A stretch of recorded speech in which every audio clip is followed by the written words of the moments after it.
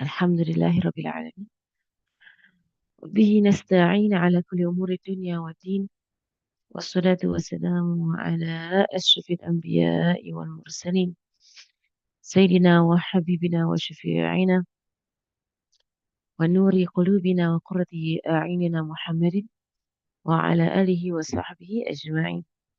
نوينا التعلم والتعليم وتذكر وتذكير والنفع والانتفاع والإفادة والاستفادة والحث على التمسك بكتاب الله وسنة رسوله صلى الله عليه وآله وصحبه وسلم، ودعاء إلى الهدى ودلالة على الخير ابتغاء وجه الله ومرضاته وقربه وثوابه سبحانه وتعالى، مع لطف وعافية برحمتك يا أرحم الراحمين.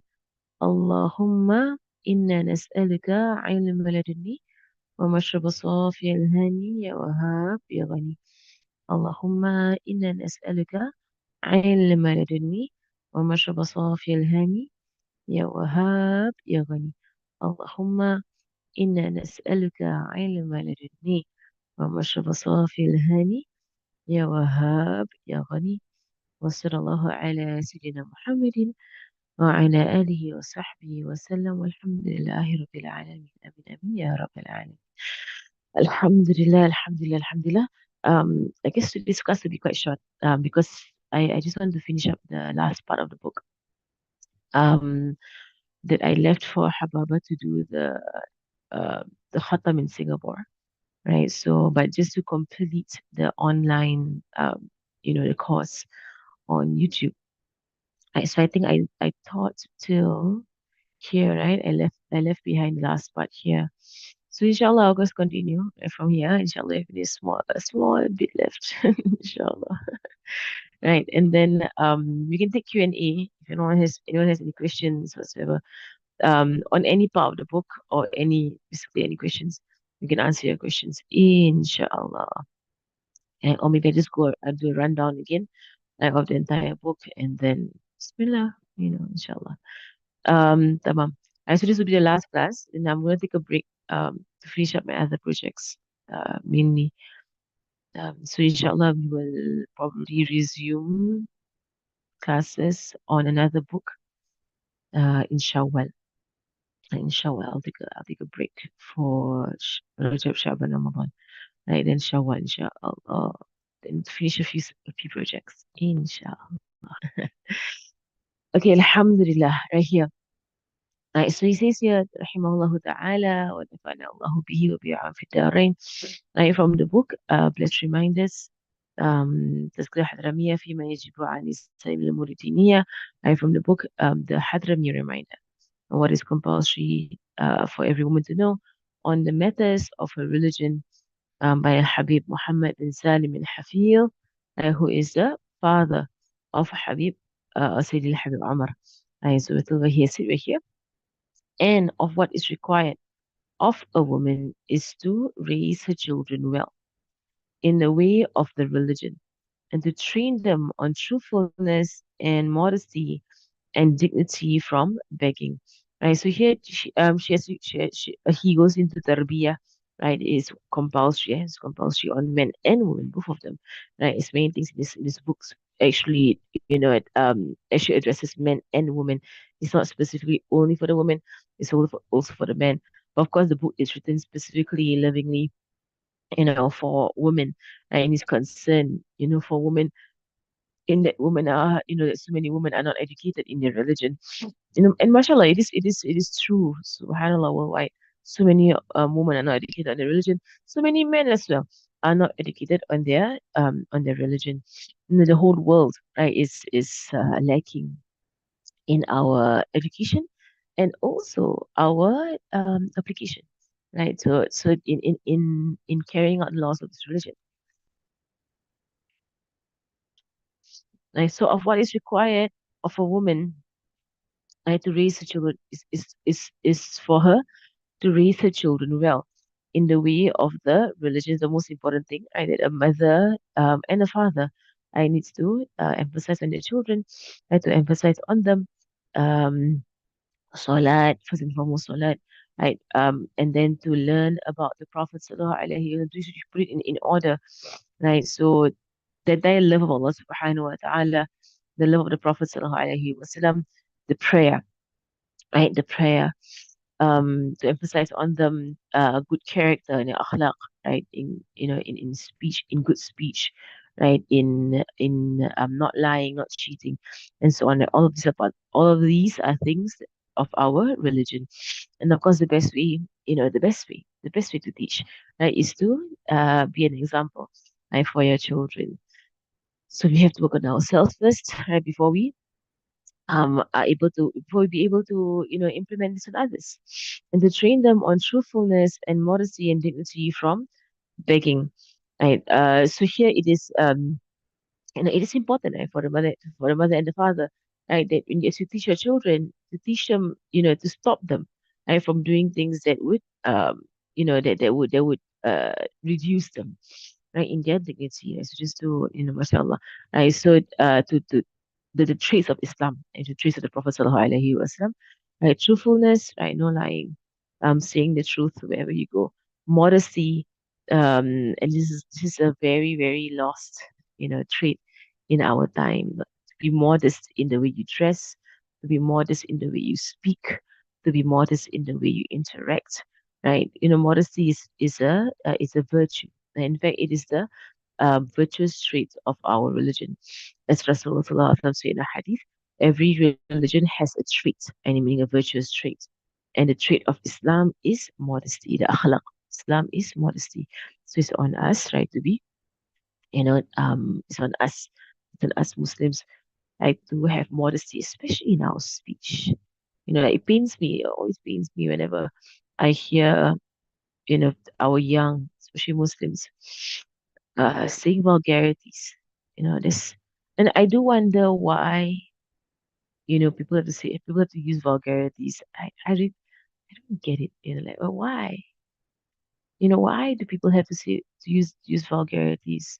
It does not enhance what you're trying to say, right? It doesn't do anything to your speech except just it's just painful on the ears. And I really wonder. I really wonder. And of course, I've heard people, even adults, even people who are fathers and mothers, right? And they use vulgarities in their speech. They use vulgarities, and you're a parent, and you don't know how to control your mouth, and not just like, um, you know, you say that disgusting, you know, outright vulgarities, even words that are just unbecoming. Any words that is just, like just unbecoming words, in the English language, in the Malay language, the Chinese language. Like, I mean, these are languages that we know in Singapore. Like, just words that are just lesser. Just be more dignified in the way you speak. Right, so I do wonder, like, why do people why do they see the need to use vulgarities? It doesn't do anything in expression. It doesn't. I don't think it does. It does not. Right? Do anything in your expression just shows how foul you are as a person. How unrefined, how undignified as an individual. Right? So subhanAllah, but it does pain me. I do hear sometimes young children, they spew about vulgarities, and subhanAllah, you can say they learn it from the media, but why do they have access to the media in the first place? To learn all these words. La hawla wa la quwwata illa billah. And to entrust the matter, and then so the modesty and dignity from begging, right? Not to, okay, mashallah. We might say that, okay, maybe our kids do not beg. It's true, maybe, because like here in Tarim, there is the Tarims, you don't beg, right? But there are people who are there are syndicates, the syndicates and the beg. Um Mhm. and then always syndicates, they make you feel yani, like you always, don't know what to do. But when you put it in your mind that the more you give syndicates, and you know what syndicates, right? Syndicates are, they're groups of people that they come. It is like, it is structured, organized begging. It's like a business in begging. So they get all these, poor people, miskin, and they place them, in places where there are many people or popular places. It happens in Mecca, happens in Medina, happens here in Tahrir as well. Right? They place all these people here, right? And then these people are begging. And then the money that they collect, right, they go back and they give it to this. They have to surrender the money, right, to these crooks, right, who actually own them. And they come in vans. And I used to see them in Syria. They come in vans. They come in vans, and they're dropped off. They're dropped off at certain, strategic locations, and made to beg, right, in these strategic, locations. And then the money does not go to them. They're not, they are poor. You won't say they're not poor. They are poor, right? But giving money to them does not go to them, but it goes to the crooks who are controlling them. The best way is and freedom, but then again, it's like they get terrified when you try and help you try to to help them to try and freedom, right? They're terrified of whoever is controlling them. Allahu alam. So basically, anyway, just about begging. So so on our end, as Muslims, for children to ask, so not just begging, but to ask, right? To make them have dignity, from not asking. Because asking is asking anyone, even asking your own parents, right, for stuff, asking other people for stuff. They should have a shame, a shyness, a dignity from that. I don't do that. I don't go to other people and ask them. I even for your birthdays, I don't ask. The Muslim does not ask from other people for stuff. Right? We don't ask. Right. So here in Tarim, I think during Ashura, they're generous towards children, right? They're generous towards children and they give out, in sweets and stuff like that. On Ashura, right? 10th of Muharram. But then some children take it upon themselves to go door to door and to knock the doors and to ask, right, for, chocolates and sweets. And they'll say Ashura, Ashura, and I know the Habaib, the scholars here, they never allow their children to do that. Right? Other local children were doing it. They be going door to door. It does resemble somewhat like Halloween, but it's not Halloween. It's Ashura, because Ashura you are recommended. I mean, it is sunnah to be, to show tawsi'ah, right? I mean, to be generous, right, with those around you, especially your neighbors and children.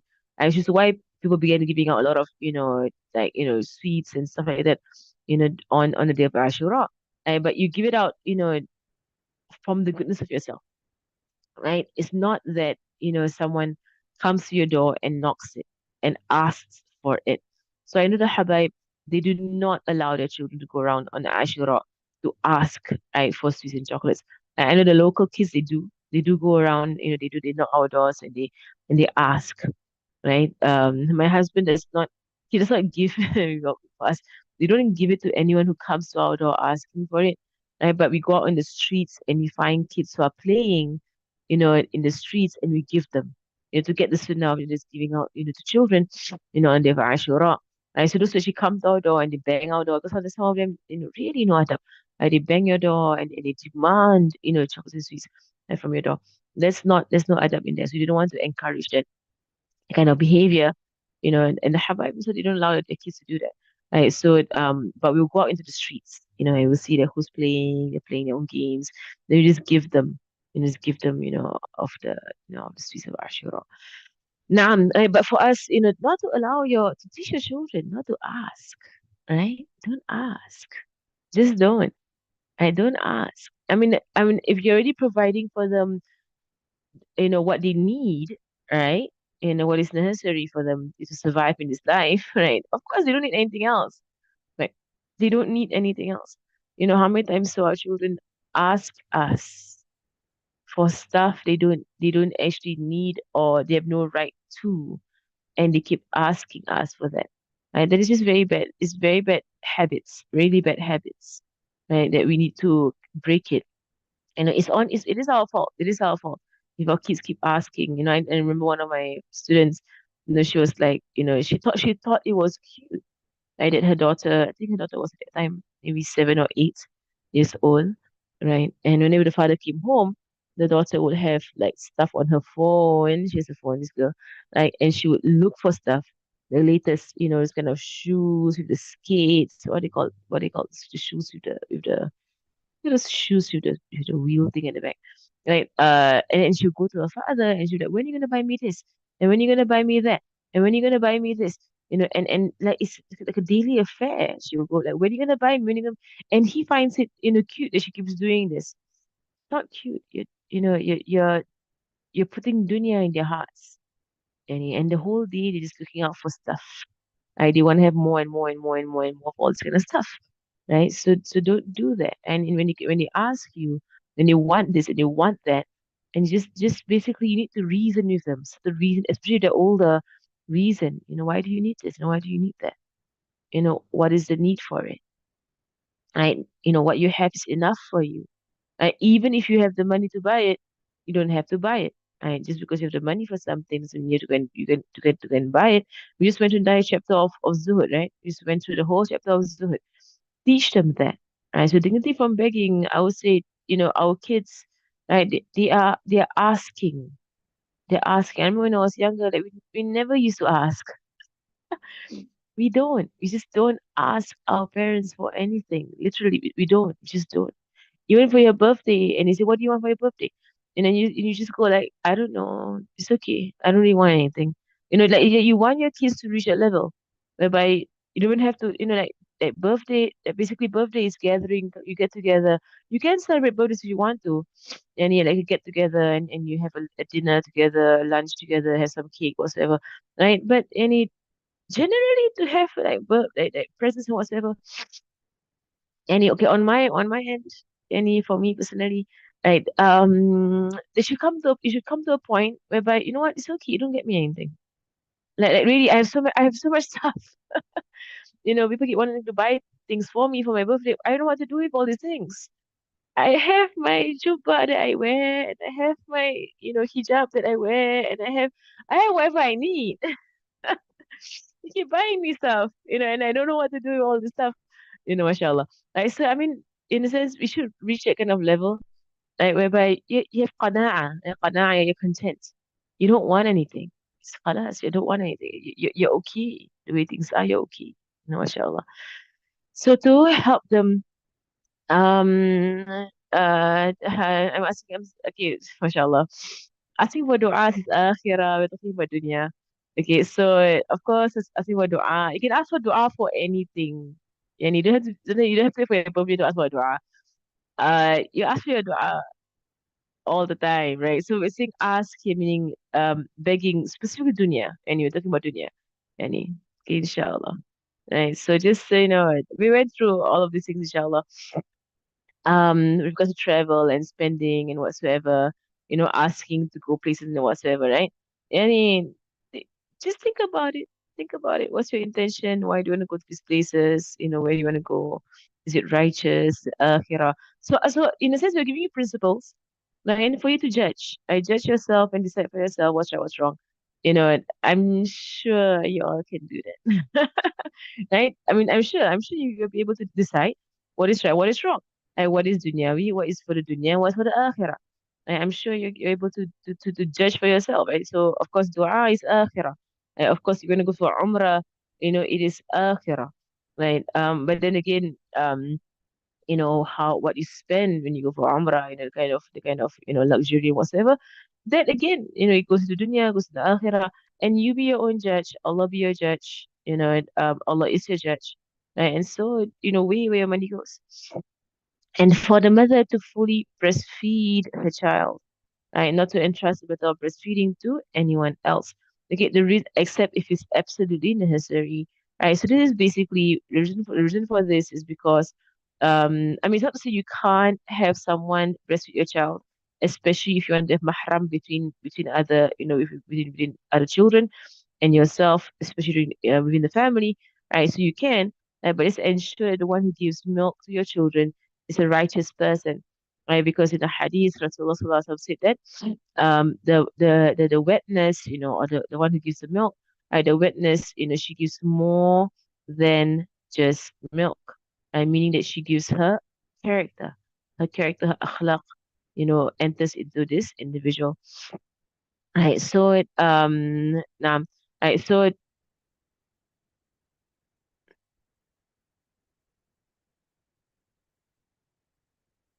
okay, subhanallah. Okay, so as a giver, there's someone asking for money for the show themselves, the families, would it be wrong for us to give? Of course, if you're helping people, this is our deen, right? It's our religion. If you're helping people, it's good. Why would that be wrong, right? If they help, you see people, they're really in need. I need y'all to, you know, um, be able to judge, right? Be able to judge, right? So don't, mashallah, mashallah, be able to judge, be able to judge. So if someone is in need, and they're truly in need, especially if you know family members are in need, give zakat, give sadaqah. I mean, giving charity is a good thing. It's our religion, right? It's our religion. So what we're saying here, I hope no one's misunderstanding me. I'm not sure. Am I not clear? Um, uh, you know, subhanallah, you don't ask and you don't beg, on yourself, for yourself, your children. You don't get them to ask and to beg, right? You don't, but you have dignity about it. I don't know, but for me personally, I don't take stuff from people. I don't even take it from my husband. Subhanallah, like, even like, mashallah, yeah, mashallah, and but if people need help, people are in need, give. This is our religion, isn't it not? Right? Give. People need help, give. Like, why would giving someone when they need help, why would it be wrong? Mashallah. So I need y'all to be able to judge. Okay. Naam. Naam. Right, correct. So when people come to your door to knock, and they demand for chocolates and sweets, which they don't need, it's not a need, right? Chocolate and sweets are not a need, but the entire character of going to people's houses and begging and demanding, right? See, I'm talking about children who are demanding for chocolates. It's a big difference from family members who are trying to get by, and they can't make ends meet. It's different. Okay. Right. So, mashallah. And so these children on Ashura, a specific day, it's just similar in cultures to Halloween. They go door to door, they knock people's doors, and they ask for chocolates, right? They're not trying to pay some bills. They're not trying to pay their rent. Right? They just want chocolates, Annie. So the entire character of doing that. You see that? The whole character of begging in that way for things they don't need. I know of children, they go to their uncles, their aunties, their grandparents. This is all. Do you see what I'm saying here? There's a very bad akhlaq going on, right? And they say to their uncle, their auntie, "Oh, I want this, I like this, I want this, I want this." They go to their grandparents, "I want this, I want this." Are they trying to pay some bills? Are they trying to get by? Are they trying to support their families? They're not. They just want to have more, a PlayStation, or they want to have another phone, or they want to have, some nafs thing that's not necessary. They're not going to survive on these things. You get what I'm saying? So, so to not encourage that kind of behavior, you know, and I don't think adults, like, I hope not, but I don't think adults go around asking other adults for stuff that is not a necessity. If I mean, subhanAllah, my good opinion of adults is that if family members do come up to you and ask for financial help, like, I would think that they come to a point whereby they really have to. I mean, I would think that about adults, especially family members asking from other family members. Maybe there are those who shamelessly do so, but I would think that if any of my family members, adults, like literally come up to me and ask me to borrow some money, like because they can't pay their bills, or they can't pay their rent, or they can't pay their monthly, installments for their house and whatsoever, I would think that they are driven to do it.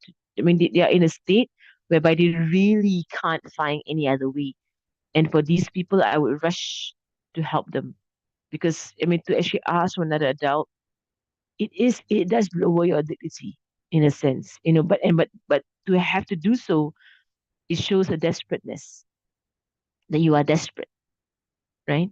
So if someone's coming, and they're asking, for for you to help them get by, then that is virtuous that you help people get by. So I hope people can, take the principle and understand principle.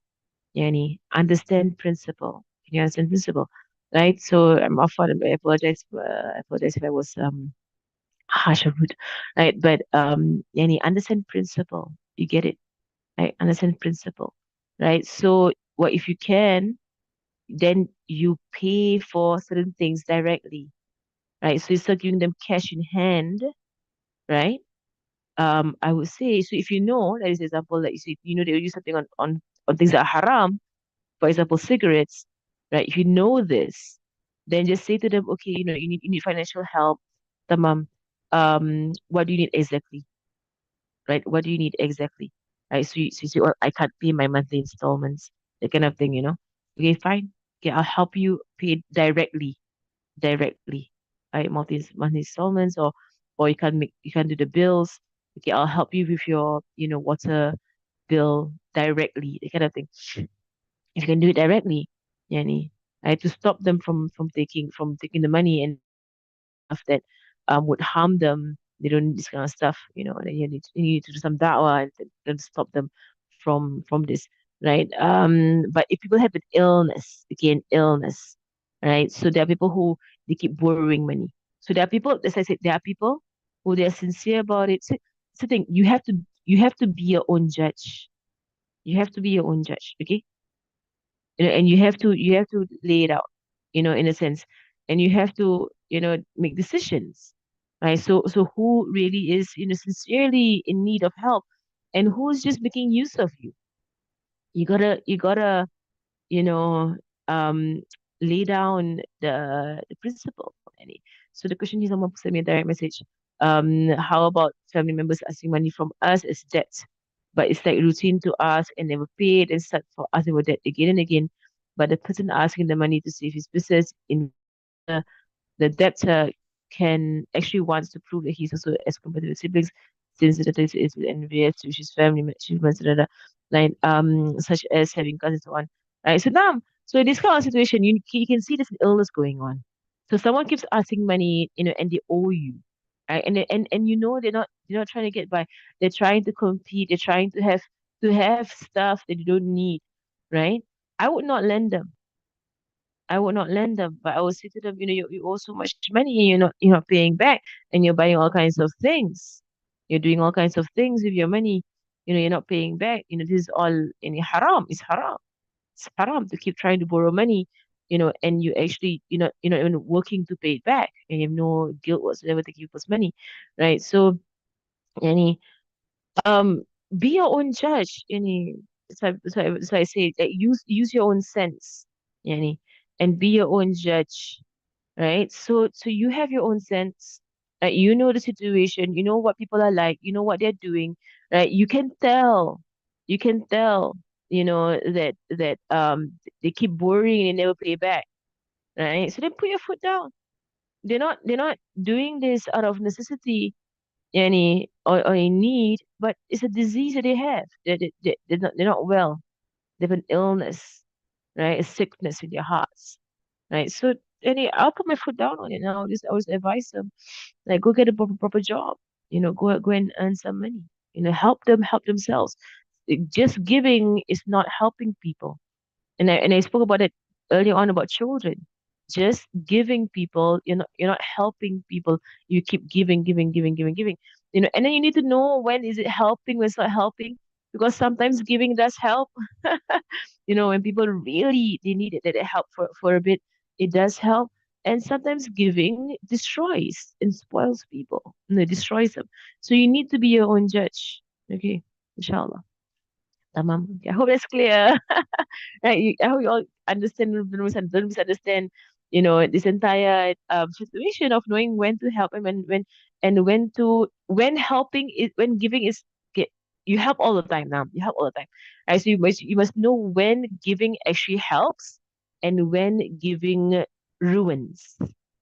Right? You need to know the difference. When do you give and it helps you, and when do you hold, you don't give it, and that helps people by not giving. And also for children, right? Majority of the time, giving doesn't help. Right? For children, a lot of times when you keep giving, giving, giving, giving, giving, all you're doing is destroying, destroying, destroying. Just giving making their hearts attached to the dunya. Naam. I hope that's clear. Inshallah. Tamam. Uh, Tamam, let me clarify. If you need the money, but their life is not changed now, right? And so yes, I will still hold back. Like I will still hold back. If because they're splurging somewhere else, right? So it says they're not in need, they're not really in need because they're not having their priorities right. So you can advise them, say that I see you splurging elsewhere. You know, you're splurging and you're splurging. You're not. I don't see you living, a life whereby you're using your money well. So until in a sense, like just to teach them, and you need to learn how to use your money well, right? And not splurge somewhere else and use it for things that are unnecessary.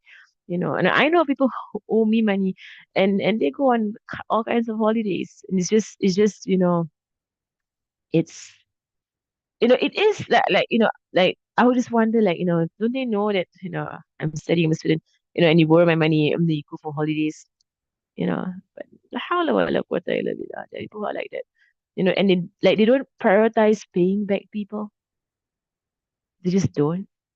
And I don't know why, because there's a hadith where Rasulullah SAW said that for the shaheed, everything is forgiven except debt.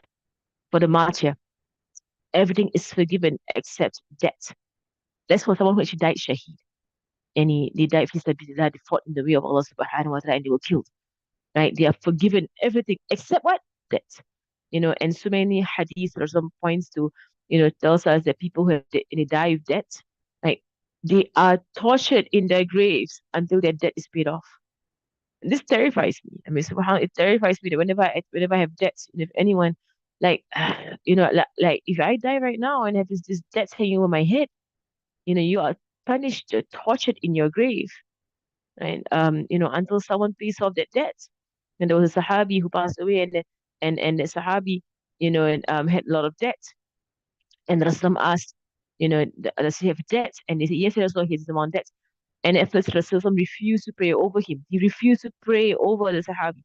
And then one other Sahabi, he felt, compassion for this one who passed away. And he said, Ya Rasulullah, I will pay the debt. I will take, ownership of this. I will pay for him his debt. And so Rasul said, okay. And he prayed over the Sahabi. And this Sahabi who said, I'll take over his debt, he is poor himself. He was actually poor himself. Right? And then Evan Rasul met him, he said, have you paid the debt? And he said, no, Ya Rasulullah, no, Rasulullah. To the point whereby he began to avoid Rasulullah because every single time he met Rasulullah, he would ask him, have you paid the debt? And he began to avoid Rasulullah as well. From there until he finally earned enough money and he finally paid off the debt. Then went to meet Rasulullah, said, Ya Rasulullah, I finally paid off the debt. And Rasulullah said to him, now your brother is, the punishment in the grave has stopped for your brother and his grave is cool right now. Right? Like, subhanAllah, people take debt so lightly to die. And subhanAllah. I mean, I don't know, but I know people who, yeah, they have debt and they're living their life and they seem to have no concern that they have debt. No, it's right. Raise your children well. Raise your children well.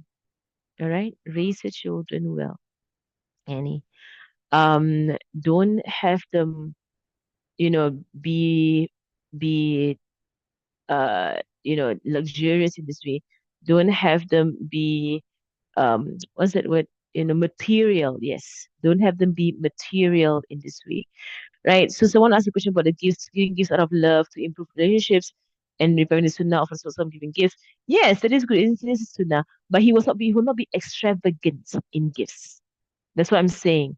Extravagance and over the board. I mean overboard in gifts and extravagance, right? So you want to give gifts, bake a nice cake, give a nice cake, any, give some nice food if you want, give some lunch, right? Things that people need, any, give a siwak, people need siwaks, like give small stuff as a gesture of love. Like I mean, my students, if they give me cards, for me, I love that, like small card. It's a gift. It's a gift. Like, I don't want things that are expensive. Any, but small gift, right? If you have a debt a long time ago of someone you can find, you can find. What you do is that, um, you intend in your heart that if you do find this person, okay, if the amount is substantial. I know, like when we were young in primary school, we used to just borrow from our friends, like, a few cents to buy some chocolates. And then you might leave the school and you're like, I have no idea what this friend is not right now. And you owe this 50 cents somewhere to someone, you have no idea who they are, right? Okay. If the amount is insignificant, small amount, any, okay, this is what you do, okay, basically. You do intend that if you ever find that person ever in your life, that you will pay that person back. Right? You intend that, right? Meanwhile, give out that amount in charity. Okay, so if you don't find that person in your lifetime, then the amount you give out in charity, you intend that the reward of the charity goes to that person because it's their wealth. Tamam. All right. So same thing, whether it's insignificant or whether it is significant, right? Amount of wealth, right? You give out in charity first, right? That amount, intending that the reward goes to that individual you can't find, right? But at the same time, intending that if you do find the individual, you will pay that person back fully, right? I'm just gonna pay twice. It's okay. Right? Then the charity goes to you in the first place. Tamam. Yeah, well, halas. Okay. So giving out gifts, yes, it is a sunnah to give out gifts, but not to be extravagant in it, and not to be extravagant or continuous to the point whereby it becomes a disease that people expect gifts. You see the big difference here? Giving something to someone and them not expecting it, that is the sunnah of Rasulullah sallallahu alaihi wasallam. But uh, expecting someone to give it to you, that's a disease. So that is basically what I was pointing out when the kids came to our doorstep and demanded chocolates from us, right? They're having a disease in their heart that they're expecting, right? As opposed to just going out and you see some children playing by the streets and you give them, they were not expecting it. They were not asking, but you gave them out of happiness for the day and to rejoice the day.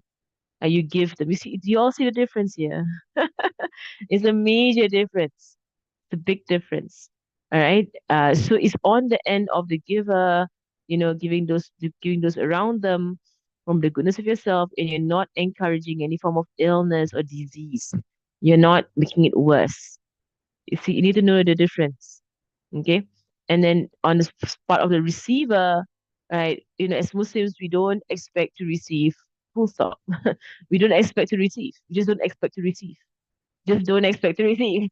Hey, mashallah. Your birthday comes, your birthday goes. Khalas. Don't expect. Okay. I mean, but it's our culture that we do expect. We do expect something. But my birthday came, we didn't do anything. Like it's la hawla wa la quwwata illa billah. Now, right. Yes, you can remind them to return the money. You can, especially if you know that they're not struggling, right? If you know they are struggling, they are financially struggling and they're really trying, then give them a break. Let them, find their time, right? But if which is why when it comes to debts, it should be written. Right? This is the Sunnah of Rasulullah Sallallahu Alaihi Wasallam. In Islam, it's emphasized that when in Allah says the Quran, even if it's a small amount of money, it's emphasized that you write it down.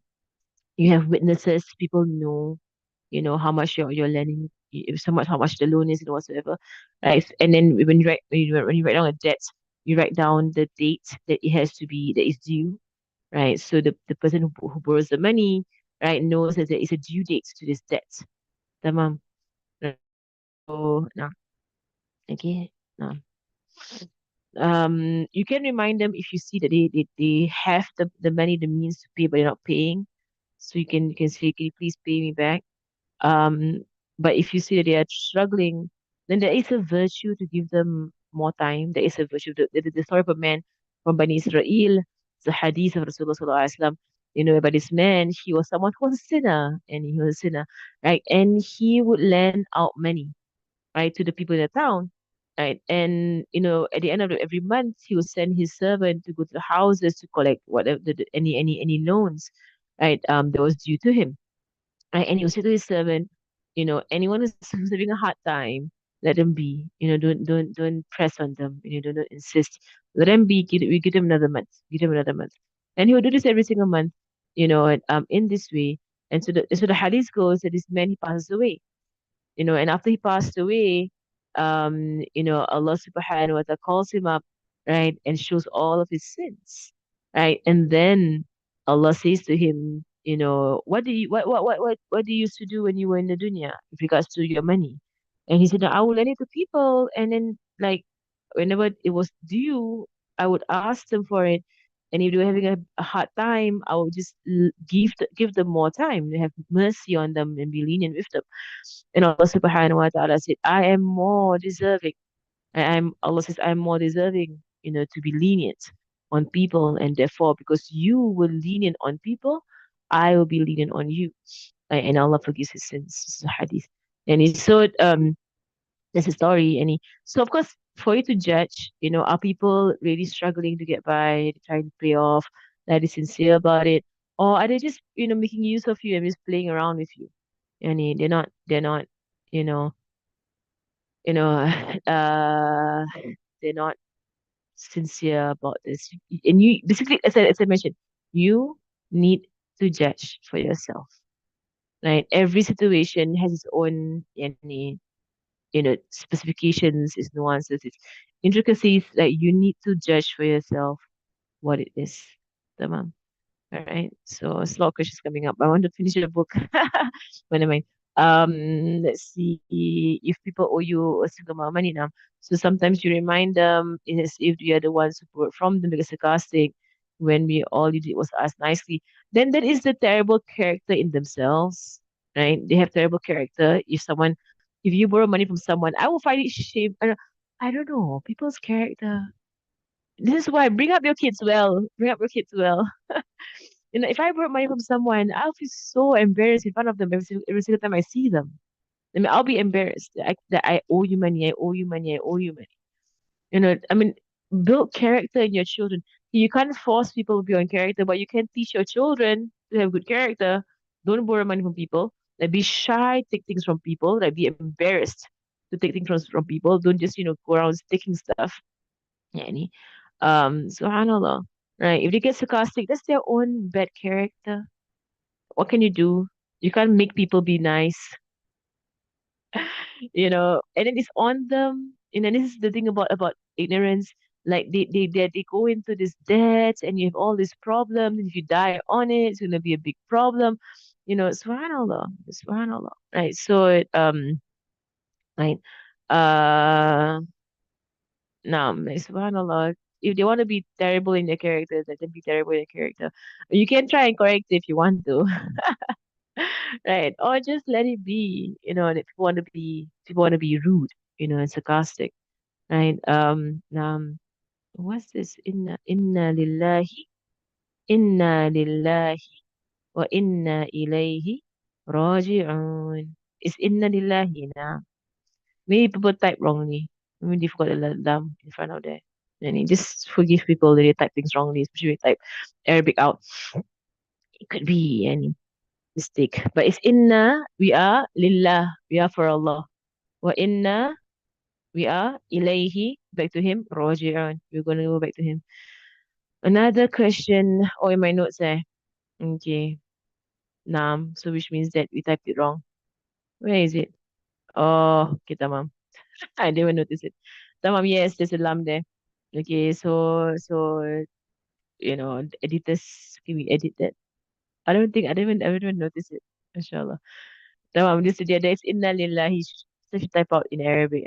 Inna lillahi wa inna ilayhi raji'un. No. They will notice it. Guys, like scan read through without looking at the letters. Okay, someone asked a question here. Like, think the person who borrowed money from you honestly forgot they did, right? And they are not financially sound. Should leave it be. It's you. If you want to leave it be, it's really up to you. You can request, you can leave it. It's really up to you, right? Whichever you see is more righteous to do. Okay. Now, another question here. If relatives or friends want to give us all our kids their old clothes or toys, we don't want, after politely saying it's okay, they want to force to just take and give away. Alhamdulillah, mashallah, such people. They do force things on you. I know people, they just come to me, they dump stuff at me. And I'm like, am I supposed to distribute your stuff for you? But mashallah.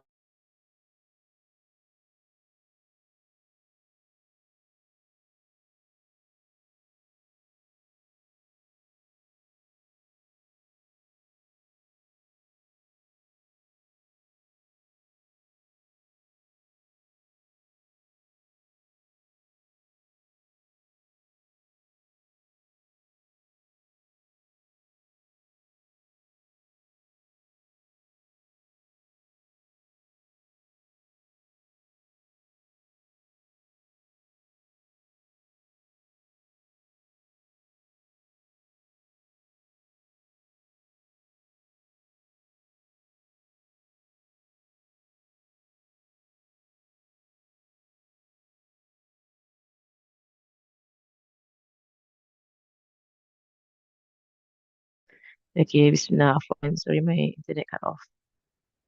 Hmm. Okay, and so for a mother to fully breastfeed her child, right, and not to entrust the matter of breastfeeding, right, to anyone else except if it's absolutely necessary, like if you want to get a mahramiyah, get some mahram in between people, right, then you can do breastfeeding, but in a sense, ensure that the one who breastfeeds your child is righteous, right? Because as said in the hadith, a child takes more than just milk. And he takes character from the mother who's breastfeeding, which tells you also that you need to work on your character because you're going to give that to your child. So while you are pregnant, while you are breastfeeding, you need to control your eyes, your ears, your tongue, your heart. I control them from not having anything negative, especially with a pregnant woman, like to always be in ibadah, even in your gaze, to gaze at the Kaaba, to gaze at the Qubba of Rasulullah sallallahu alayhi wa sallam, right, to gaze at nature, to remind you of Allah subhanahu wa ta'ala, and all of this will affect the baby that's in your womb and the milk that you give. And if another woman give her breast milk, then she should record the name of the woman and her husband. It is important to show mahramiyah, to show who is mahram to who. In the past, this was a bigger problem in the past when women just give milk to just any other woman or any other child. Right. So in the past it was a problem, and then they will not keep track not keep track on who was the mahram of their children. Right. And it could be that one woman, her work is to breastfeed. Basically, her work is to breastfeed. And she would just give milk to so many children, right? And they all become mahram to each other, which is a big problem because when they grow older and they want to get married, right? They could very well, end up marrying someone who's their sibling, and so it's very important that she keeps a record. But Mariam, she told a story about a woman who came to a wedding, and then she saw the bride and the groom, and she just exclaimed, and she didn't even know the law. She just exclaimed, I give them both milk. And they were like, "What?" He says, "Yeah, I gave the guy man, I gave the girl, the bride milk, I gave the groom milk. How sweet." And I gave both of them milk. And they were like, "This is not sweet. They're mahram. The boy and the girl, they're mahram." They asked, and they had to go and do some investigation and find out from her how much money do you actually give them. And she confirmed, I breastfed both of them for a year or so. And then like subhanallah, and she didn't even care to keep track of who she breastfed. This woman, right? It's a big musibah, it's a big calamity. Now you have like a whole bunch of children of human beings, adults now probably, and they're all siblings, and she's just carelessly giving her milk everywhere. Subhanallah. So she should record the name of the woman and her husband, because the man also becomes mahram. The mahramiyah of breastfeeding is exactly that of lineage. Exactly. Exactly that of lineage. Right. So the mother in wet nursing is as mahram as the mother, right? The mahram. Her spouse who owns the milk, right? What does it mean? The spouse who owns the milk? Like when you produce milk for your children, that milk is actually your husband's. Actually belongs to your husband. Right, it does. Because it's his fluids that cause you to get pregnant, and that pregnancy led to the milk. That is why if someone were to induce milk, so they take hormones, take pills, so the milk that is coming out of their breasts is not from their husband. It's not from a pregnancy because of the husband. Get it? Right? So those who induce milk in their breast because they want to, breastfeed and adopt a child or whatsoever, that milk does not belong to their husband because the milk did not come from a pregnancy, but it came from hormones. The child does not become mahram to the husband. Does not become mahram to the husband. Tamam. Right? The child only becomes mahram to the husband if the milk is from a pregnancy, right? That is because of that husband, right? That you became pregnant. Get it, eh? So, because I know people who take this kind of hormones and they breastfeed their children, or they breastfeed children to get them to be the mahram, doesn't work that way, right? Because the child does not become mahram to your husband, doesn't, right? Because that milk was not from a pregnancy, that is because of him, but you just induced the milk, right? The best way, and just an example, the best way if you want to, if you want to adopt a child and you want to make the child mahram to your family, يعني if you so the best way is that if you do have siblings, who are breastfeeding, right? Siblings or the spouse of your sibling, if you have brothers, right? Who are breastfeeding, then that is better that they breastfeed a child and then you become like an uncle, so mahram, an auntie to that child. Right. So, like for myself personally, if I were to adopt, like I have my sister, she could breastfeed. My sister-in-laws, they're all having children, they have babies, they could breastfeed. So when they breastfeed, right, and if it's for example, if I adopt a child, like if when they breastfeed, my father becomes mahram, my brothers become mahram, you know. Then on my husband's side, and of course his family is much older than my family. His nephews and nieces are having children, right? So his nephew has children. So his wife could breastfeed if I were to adopt, right? Or his niece, right, is having a child, right? She can breastfeed, and he becomes a grand uncle to the child, mahram, mahram, and that's better. So then his father becomes mahram as a great grandfather, and so on and so forth. Right. So in that way, right, if the family, there are people in the family that they can give milk, then it's mahram. And I don't want to speak about any fatwa about with regards to adoption. You can find it all on the MUI's website if you want to follow this fatwa. They are there, right? But I'm just giving examples on breastfeeding. If you want to use breastfeeding as a way to get maharamiyah, right? With a child, right? And that is useful, and to an extent, it's useful. To have more and more mahram all around you. But write it down, know who your mahrams are, and tell your children who's mahram to them. So like from the very beginning, they know that so and so is my brother, it's my father, it's my uncle, right? Through breastfeeding. Naam. Right. So naam. And number of feet to know if the child becomes a mahram, right? So in the Shafi'i madhab is 5 full feet. Okay. In the Shafi'i madhab, it is 5 full feet. The child does not become mahram. If it's less than 5 full feet, there is no mahramiyah.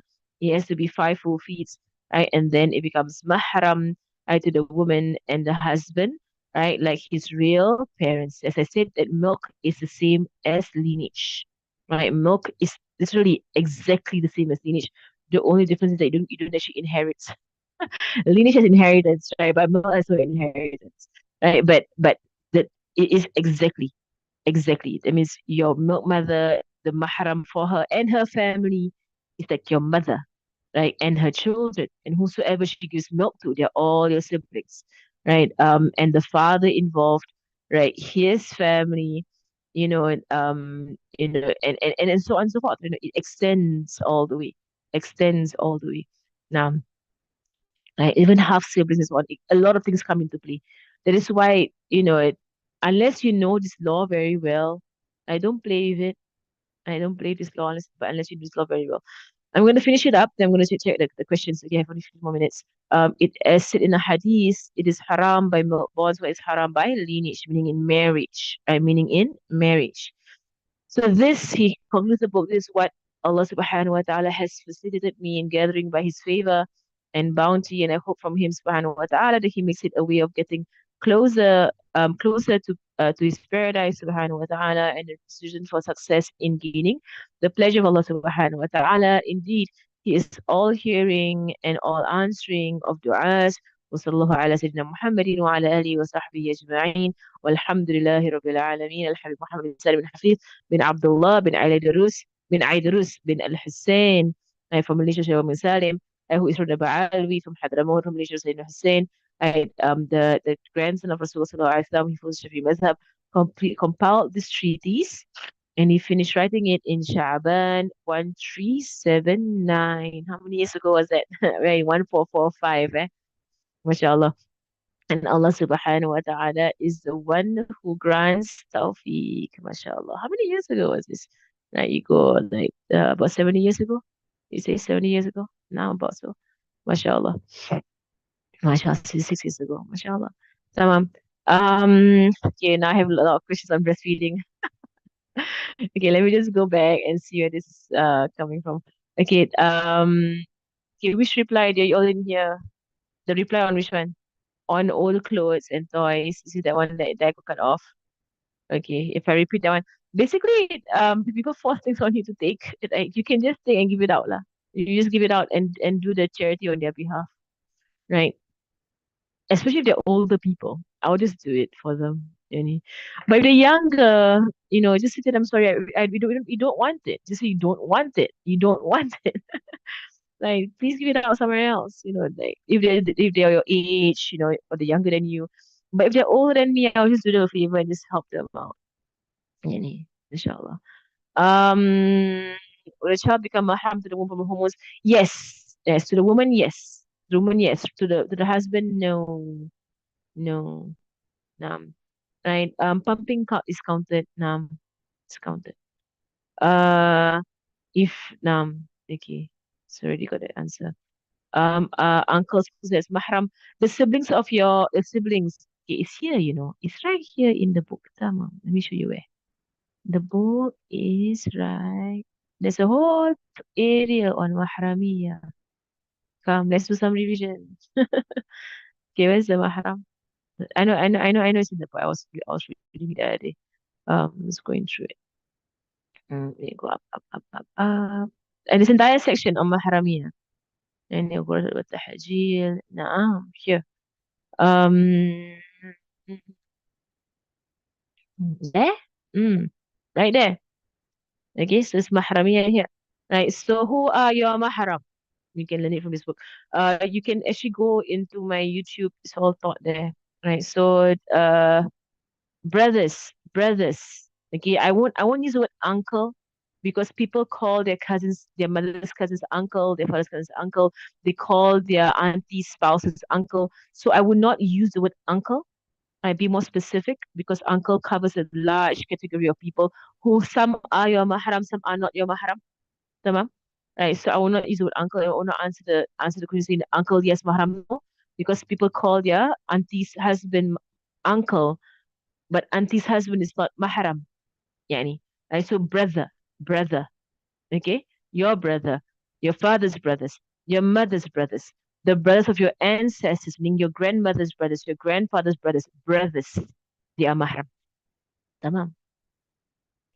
Okay. Um, tamam. Right. What about true marriage? Right here. About marriage here again. Right. After divorce, mahram, nah. Yes. Right.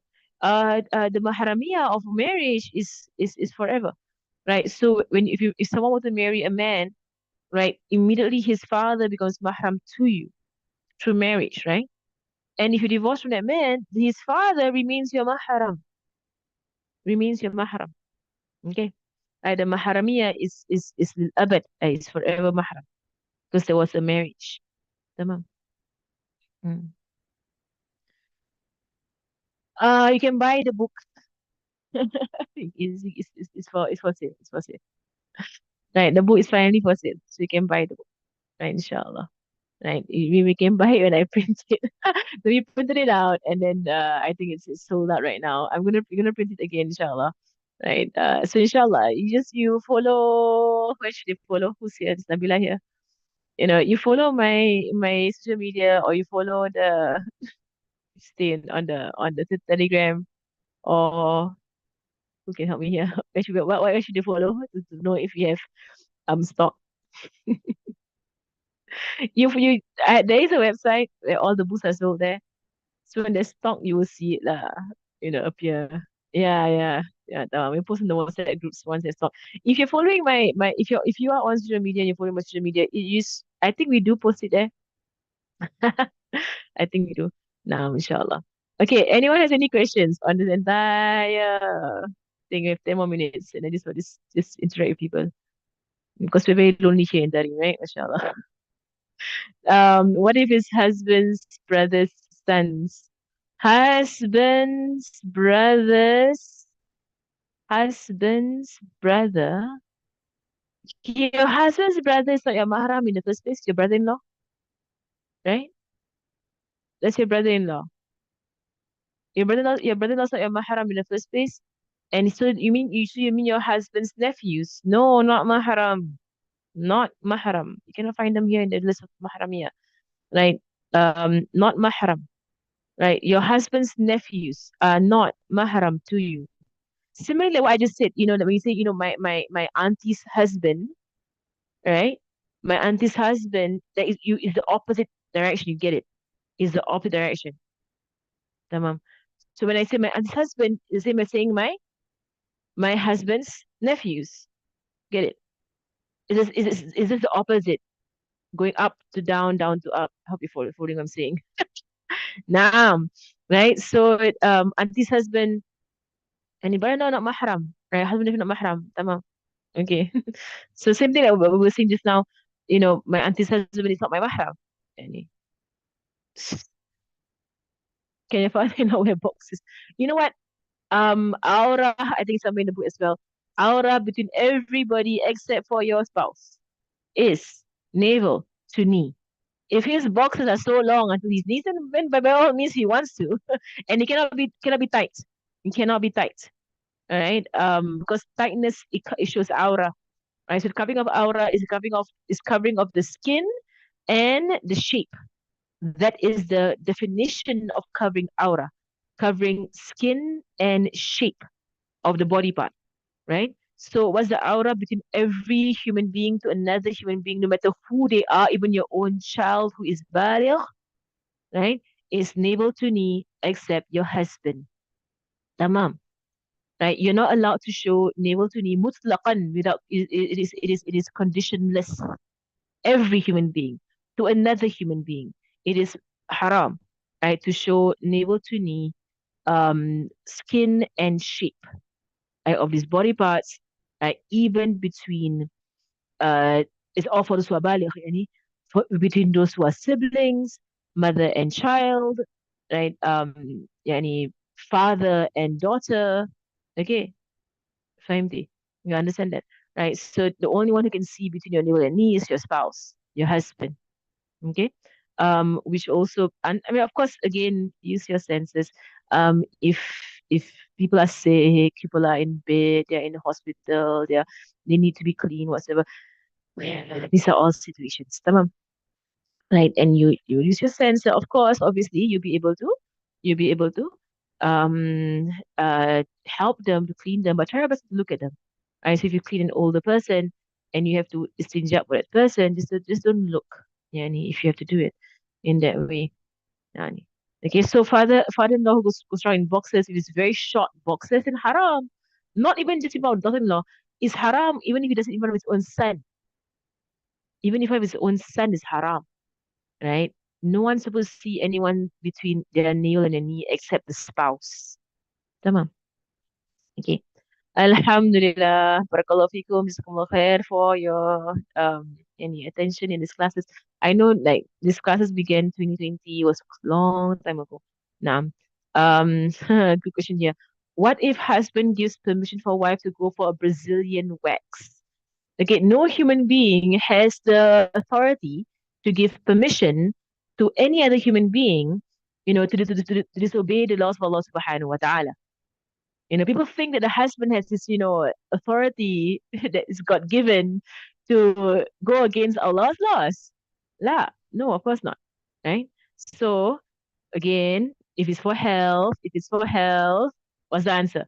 If it's for health, right, it's a different thing. If it's for health, it's a different thing, right? Brazilian wax is not health. Brazilian wax is vanity, upfront, vanity, right? So if after birth it is for health, right? It is for health. So if it's for health, right, there is a leeway, right there, right? It is permissible if it's for health. Tamam, like how you go for an operation, you know, it's for health, right? So for health, there's a different reason. You're not trying to show off your aura, right? But you need to put your womb back in place. You need to have for the health of your womb. Okay. And I hope you all take principle. Take principle. Any. Okay. So basically, if the husband gives permission for the wife to go for Brazilian wax, answer is he does not have the authority to do so. He does not. It is not in his power or in his authority to give permission for the wife to disobey Allah subhanahu wa ta'ala. She's not allowed to show between her navel and her knee to anyone except her husband, right? Unless it's for health reasons, like for example, operation, for example, to do some to checks or whatsoever. This for health reasons, right? To have massage after birth, to put the womb back in position, right? It's all for health. And if he really wants her to, wax, her privates down there, let him go and learn how to do it because he can see that part, right? So he can go and do it for her. Right? But it's not permissible for her to go to another woman, even to a woman's haram, and do a waxing on her privates. Haram, haram. Allah's law. He has no right to change Allah's law, and he has no right to give permission to go against Allah's laws. If he wants her to be hair free down there, then he could do it. I mean, subhanallah, and I think right now there are many ways you can just do it yourself. I think so. You can just do it yourself in many ways. Okay, question here. If female child because of wedlock is not mahram to the father, that's true. No, oh yeah, it's correct. Right. So the female child who's conceived out of wedlock, not mahram to the father. Correct. Parents get married, the child becomes mahram to the father as a stepfather. Tamam, not a real father. So the child becomes mahram to her real father, I mean to her biological father, but through the way of stepfather. That means mother's spouse. Tamam. Right, so mahramiyah is there. Right, but it will prevent inheritance. No inheritance. Tamam. Right. So because he's not the real father. Only the real father inherits. And she also inherits from her real father by Sharia. Okay, so the mahramiyah here is tamam. Blood cupping. Blood cupping, keep it above your waist. Do it on your back. That's for health, right? Do it on your back. Okay. If parents get divorced, no mahram. Right? The mahramiyah of marriage is lil abad. Mahram. Mahram. Tamam. Okay. Alhamdulillah. Yeah, because the mahramiyah is stepfather. Stepfather mahram. No, stepfather. There's a mahramiyah. Right? Mahramiyah that is not for there's a difference between mahramiyah for that is forever and mahramiyah that is for the time being. Right? There are mahramiyahs that are not forever. There's only one mahramiyah that's not forever. Right? I don't want to go into all of these details, inshallah. Right? But but the mahramiyah is lil abad. Right? It's a stepfather. Tamam. Okay. Okay, no other questions here. But that's if she were to consummate the marriage, yes. Right, so she consummates the marriage. Now, right, there has to be a consummation of the marriage. So once she consummates the mother consummates the marriage with the stepfather, the daughter, she called the Rabiba, right? Maharam, maharam. Tamam. Okay, alhamdulillah, no other questions. We start for today. Barakallahu fikum. وصلى الله على سيدنا محمد وعلى آله وصحبه وسلم والحمد لله رب العالمين. So inshallah, if I were to start a class again, inshallah I will, inshallah, but it's give me some time to fix all my other projects. Um, Shawwal, inshallah, Shawwal. You should be able to find it. If you're on the Telegram, it should be there. If you're on the announcements WhatsApp group, it should be there. If you follow me on my social media, it should be there. It should be all in this place, inshallah. بارك الله فيكم وصلى الله على سيدنا محمد وعلى آله وصحبه وسلم والحمد لله رب العالمين. الفاتحة. أن الله يرزقنا علما نافعا والعمل خالصا مقبولا وسر التعليم ودلال الهدى ويسر به قبل النبي محمد صلى الله عليه وآله وصحبه وسلم وإلى أرواح معالمنا ومشايخنا وذوي الحق علينا وإلى حضرة النبي محمد صلى الله عليه وآله وصحبه وسلم. الفاتحة.